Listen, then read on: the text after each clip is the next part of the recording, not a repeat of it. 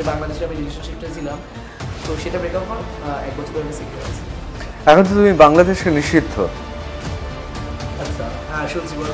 ইংরেজিতে একটা কথা আছে, লিভ ডেঞ্জারাসলি, মানে বিপজ্জনকভাবে জীবনযাপন করা। আচ্ছা, আমি কয়েকটা ভিডিও দেখেছি তোমার, এবং দেখে আমার মনে হয়েছে তুমি অসীম সাহসী। কেন বলছি, বাংলাদেশে যে ঘটনাগুলো তুমি ঘটিয়েছো সেটার জন্য সাহস দরকার হয়। আমরা বাঙাল যেহেতু, তো ঠাকুমা আমার যখন বেঁচে ছিল তখন বাংলাদেশের ব্যাপারে খুব শুনতাম এবং একটা আগ্রহ জন্মাতো সেখানে দেখে। তো সেই জন্য সেই ভালো লাগার জায়গা থেকে, এবং আমার বাংলাদেশি যে অ্যাকসেন্ট, ওরা বাংলা ভাষায় কথা বলে না, ওটা খুব ভালো লাগে। আমি যা করি সেটাই করেছি। হ্যাঁ, তবে বাংলাদেশের মানুষজনের চিন্তাভাবনা একটু সংবেদনশীল আছে, একটু কনজারভেটিভ তারা আছে, তো কোথাও না কোথাও অনেকেই হার্ট হয়েছে তাদের কোনো কোনো জায়গা। এবং আমি আশা করি আবারও যেতে চাই বাংলাদেশে ভিডিও করতে।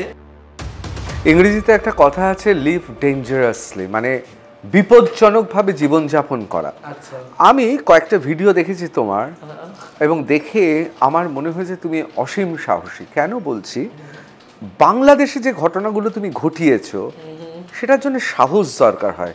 বুঝেছিলে ব্যাপারটা বিপজ্জনক, নাকি ভালো লাগে বলে করতে শুরু করেছিলে?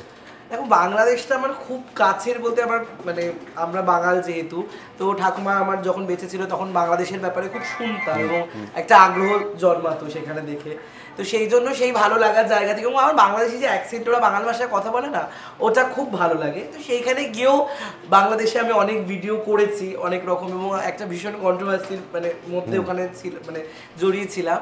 বাট আমার কোথাও না কোথাও বাংলাদেশকে সত্যি এখনও ভালো লাগে। মানে সব মানুষ তো খারাপ হতে পারে না, তো সেখানকার মানুষজন, খাওয়া, স্পেশালি আতিথেয়তা, তো আমার খুব ভালো লাগে। এবং আমি আশা করি আবারও যেতে চাই বাংলাদেশে ভিডিও করতে।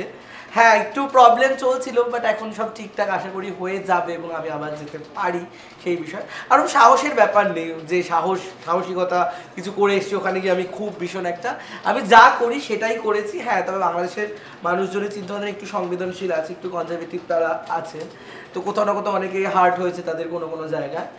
তো সেটা আমি কখনো, আমি জাস্ট মজা করতেই চেয়েছি এবং এখনও মজাই করি, সবসময় ফান করতেই চাই। তো সেই হিসাবেই যাওয়া এবং সেই হিসাবেই করেছি। তো এবং ফিউচারে আবারও যেতে চাই আমি বাংলাদেশ। আমি ভিডিওগুলো দেখছিলাম, তার মধ্যে একটা ভিডিওতে দেখলাম যে বাংলাদেশের মানুষ, সব মানুষ খুব একটা সাম্প্রদায়িক নয়, সেটা কোথাও কোথাও উঠে এসেছে। হ্যাঁ, সেটা একদমই, মানে খুব, আমি দেখো সেটা বাংলাদেশ বলে না, প্রত্যেকটা কান্ট্রিতে ভালো খারাপ মিশিয়ে লোকজন থাকে অবভিয়াসলি। তো সেইখানেও সব ধরনের মানুষ সমস্ত কান্ট্রিতে থাকে, এবং বাংলাদেশে সেই সব ধরনের মানুষ সেম পেয়েছে। এবং আমার যারা পার্টিকুলার ফ্রেন্ড, আমার যে এখন বেস্ট ফ্রেন্ড আছে, সে বাংলাদেশেই থাকে, ওর সাথে রোজ আমার ভিডিও কলে কথা হয়। তো সেইখানে দাঁড়িয়ে আমি যে মানুষগুলোর সাথে আমি জানি, বা আমার যারা বন্ধু, তারা সবাই কিন্তু খুব ভালো, এবং অ্যাজ এ হিউম্যান বিং বলো, অ্যাজ এ পার্সন বলো, তারা খুব ভালো মানুষ।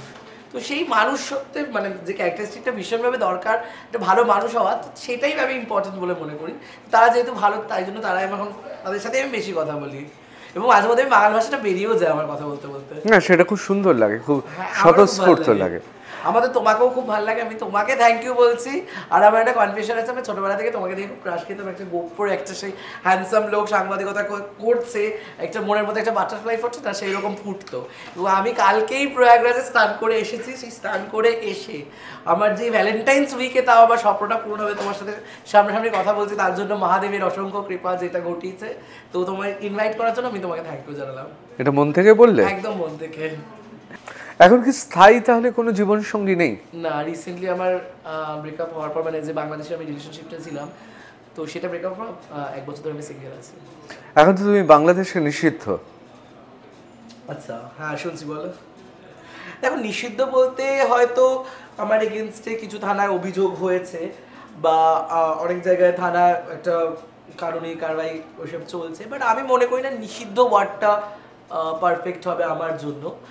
তো সেইটা তো, কারণ একটা যদি কেস চলে, সেটা যতক্ষণ না বিচার পায়, বা যেটা যতক্ষণ না ফাইনাল ডিসিশনে যায়, ততক্ষণ আমি নিষিদ্ধ বলে ঘোষণা হতে পারি না কখনোই। কিন্তু বাংলাদেশে ভিউয়াররা তো আছে। হ্যাঁ, অবভিয়াসলি বাংলাদেশে প্রচুর মানুষজন আছে যারা আমার ভিডিও দেখে, ভালোবাসে, পছন্দও করে না, এরকম অনেক আছে আমার অবভিয়াসলি।